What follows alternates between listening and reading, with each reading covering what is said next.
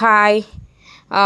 ரொம்ப நாளாச்சு ரெசிபி போட்டு. இது இன்றைக்கி வந்து ஒரு காம்போ லன்ச் ரெசிபி தான். சூப்பரான காம்போ. நாளைக்கு ஃப்ரைடேனால கண்டிப்பாக ட்ரை பண்ணி பாருங்கள். சூப்பராக இருக்கும், அட்டகாசமாக.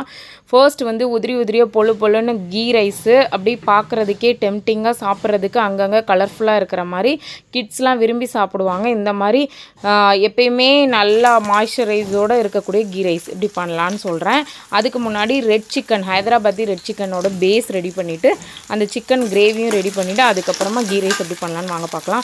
ஒரு தக்காளி இந்த மாதிரி கட் பண்ணிவிட்டு, ஒரு பெரிய வெங்காயம், அப்புறம் 3 காஷ்மீரி சில்லி, 4 வந்து பூண்டு, ஒரு 2 சின்ன இஞ்சி துண்டு, அதுக்கப்புறம் 4 பாதாம், 4 முந்திரி பருப்பு எல்லாத்தையும் நல்லா வலுவலுன்னு அரைச்சி எடுத்துடணும். நல்லா இந்த மாதிரி வதக்கிட்டு நல்லா சாட்டை பண்ணதை வலுவலுன்னு மிக்சியில் அரைச்சி எடுத்துகிட்டு வந்துடுங்க. அதுக்கப்புறம் ஒரு மண்சட்டியில் தேவையான அளவு எண்ணெய் யூஸ் பண்ணிவிட்டு இந்த மாதிரி கொஞ்சம் எண்ணெய் ஊற்றிட்டு அதில் வந்து பெரிய வெங்காயத்தை வந்து நல்லா இந்த மாதிரி ஸ்லைஸ் பண்ணி ஒரு வெங்காயம் நான் ஆட் பண்ணியிருக்கேன். நல்லா இதை வதக்கி விட்டுருங்க.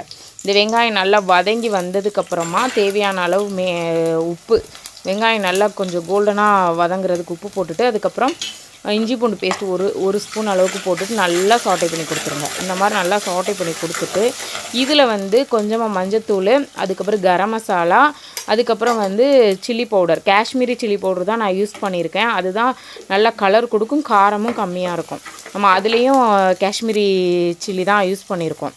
அதுக்கப்புறம் 1/4 கிலோ அளவு சிக்கன் ஆட் பண்ணிக்கோங்க. போன் இருக்கிற மாதிரி ஆட் பண்ணுங்கள், அப்போ தான் கிரேவிக்கு நல்லாயிருக்கும். இந்த மாதிரி நல்லா க்ளீன் பண்ண சிக்கன் இந்த மாதிரி ஆட் பண்ணிவிட்டு நல்லா சாட்டை பண்ணி கொடுத்துருங்க. நான் வந்து 1 டீஸ்பூன் அளவுக்கு கரம் மசாலா ஆட் பண்ணியிருக்கேன். அதுக்கப்புறம் 1/4 டீஸ்பூன் அளவுக்கு மஞ்சத்தூள் ஆட் பண்ணியிருக்கேன். மிளகாய்த்தூள் வந்து 1 டீஸ்பூன் அளவுக்கு ஆட் பண்ணியிருக்கேன். அது காஷ்மீரி சில்லி. இந்த பேஸ் நம்ம அரைச்சி வச்சுருக்க பேஸை இதோட ஆட் பண்ணிவிட்டு இதோடு நல்லா சாட்டை பண்ணி கொடுத்துருங்க.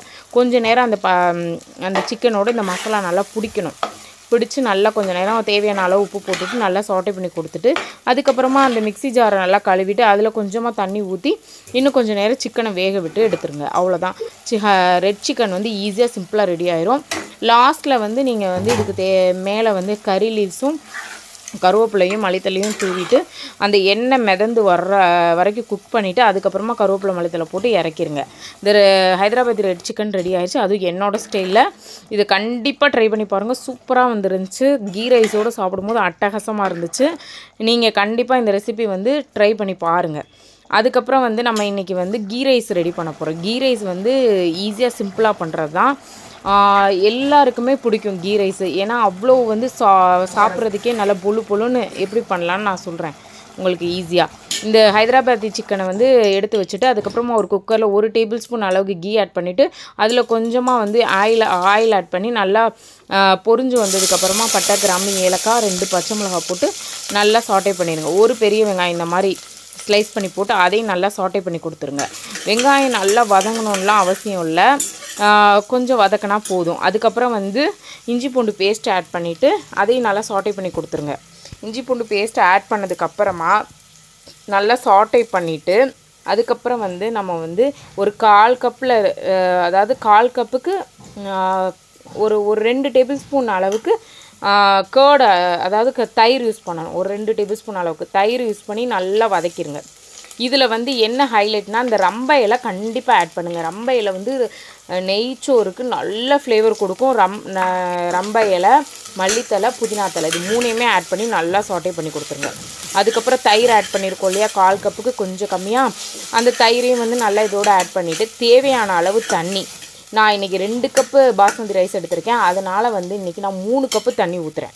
3 கப்பு தண்ணி ஊற்றிட்டு தேவையான அளவு உப்பு போட்டுட்டு நல்லா தண்ணி கொதி வந்ததுக்கப்புறமா ரைஸ் வந்து கழுவி வச்சுருக்க ரைஸை வந்து அந்த கொதிக்கிற தண்ணியில் போட்டு லாஸ்ட்டில் தான் ஃபைனல் டச் என்ன பண்ண போகிறோன்னா, இதில் வந்து ஒரு ஹைலைட் என்னென்னா, நான் வந்து இன்றைக்கி கீ ரைஸுக்கு வந்து அங்கங்கே கலர்ஃபுல்லாக தெரிகிறதுக்காக கேரட்டை வந்து துருவி மேலாப்பில் அரிசியும் சோறுமாக இருக்கும் இல்லையா தண்ணியாக, அந்த டயத்தில் மேலே போட்டுட்டு அதை வந்து மூடிட்டு ஒரு 2 விசில் விட்டு எடுத்துட்டோன்னா சூப்பரான பொழுன்னு சாப்பிட்றதுக்கே எம்மியான கீ ரைஸ். குழந்தைங்களும் நல்லா விரும்பி சாப்பிடுவாங்க.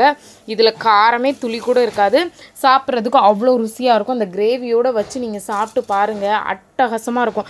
கீ ரைஸ் வந்து கறி குழம்பு எல்லாத்தோடையும் நல்லா போகும். அதே மாதிரி தால்ச்சாவோடையும் நல்லாவே போகும். இந்த மாதிரி நல்லா துருவி கேரட்டை துருவி இந்த மாதிரி கடைசி ஸ்டெப்பு அதை பண்ணி மூடி வச்சுருங்க. அப்புறம் 10 வெங்காயம், 2 பச்சை மிளகா, தேவையான அளவு தேங்காய், அப்புறம் மல்லி, புதினா கம்மியாக, மல்லி கொஞ்சம் கூடுதலாக எடுத்துக்கோங்க. கொஞ்சமாக புளி எடுத்து நல்லா வலுவலுன்னு அரைச்சிட்டு வந்துட்டிங்கன்னா புதினா மல்லி சட்னி சூப்பராக வீட்டில் ரெடி ஆயிரும்.